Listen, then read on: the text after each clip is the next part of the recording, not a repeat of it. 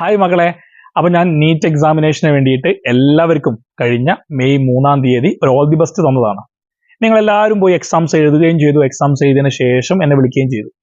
നല്ല മാർക്കുണ്ട് സാറേ, 700+ ഉള്ളത്, 680+ ഉള്ളവരൊക്കെ ഉണ്ട്, അത് 400 ഉള്ളവരുണ്ട്, അങ്ങോട്ടും ഇങ്ങോട്ടൊക്കെ മാർക്കുള്ളവരുണ്ട്. എല്ലാവരും വിളിച്ചു പറയുകയും ചെയ്തു. പക്ഷെ അൺഫോർച്ചുനേറ്റ്ലി നമ്മൾ നീറ്റ് ക്യാൻസൽ ചെയ്യേണ്ടി വന്നു. ചില കുൽക്കർണികൾ കാരണം നമുക്ക് ആ നീറ്റ് ക്യാൻസൽ ചെയ്യേണ്ടി വന്നു.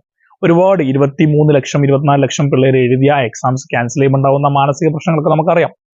അൺഫോർച്ചുനേറ്റ്ലി സംഭവിച്ചതാണ്, സംഭവിച്ചു പോയി. ഇനി ഒന്നും ചെയ്യാനില്ല. ഇനി നമുക്ക് ആകെ ചെയ്യാനുള്ളത്, നിങ്ങളൊരു സെക്കൻഡ് ഓപ്പർച്യൂണിറ്റി, ദൈവം തന്ന ഒരു സെക്കൻഡ് ഓപ്പർച്യൂണിറ്റി ആയി ഏറ്റെടുത്തിട്ട് ജൂൺ 21 നടക്കുന്ന റീനീറ്റ് എക്സാമിനേഷന് വേണ്ടി നന്നായിട്ട് പ്രിപ്പയർഡ് ആവുക.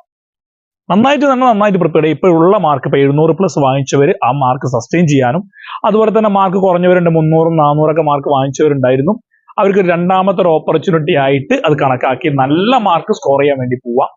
അപ്പൊ അതിന് നിങ്ങൾ ചെയ്യേണ്ട വേറൊന്നുമല്ല, മാനസികമായി തയ്യാറെടുക്കുക.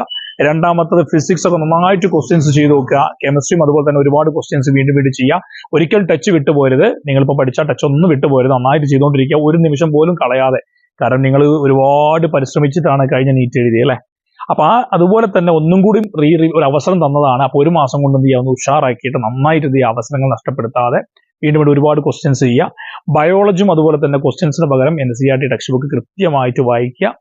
ഓക്കെ, ക്വസ്റ്റ്യൻസ് ചെയ്യുന്നതിന് പകരം ഒരുപാട് തവണ NCERT ടെക്സ്റ്റ് ബുക്ക് വീണ്ടും റിപ്പീറ്റ് ചെയ്ത് വായിക്കുക. ഇനി അഥവാ ക്വസ്റ്റ്യൻ ആണ് ചെയ്യുന്നതെങ്കിൽ അതിന്റെ 4 ഓപ്ഷൻ, ഒരു ക്വസ്റ്റ്യന് 4 ഓപ്ഷൻസ് ഉണ്ടാവും. ആ ഓപ്ഷൻ എന്തുകൊണ്ട് റോങ് ആയി, എന്തുകൊണ്ട് റൈറ്റ് ആയി എന്നുള്ള ആ ഒരു കൺസെപ്റ്റ് ബേസ്ഡായുള്ള കാര്യങ്ങൾ ചെയ്ത് കഴിഞ്ഞാൽ നിങ്ങൾ ഇപ്പം സ്കോർ ചെയ്ത മാർക്കിനെക്കാട്ടിലും കൂടുതൽ മാർക്ക് സ്കോർ ചെയ്യാനും നിങ്ങൾ വിചാരിച്ച അഡ്മിഷൻ തരപ്പെടാനും കഴിയും.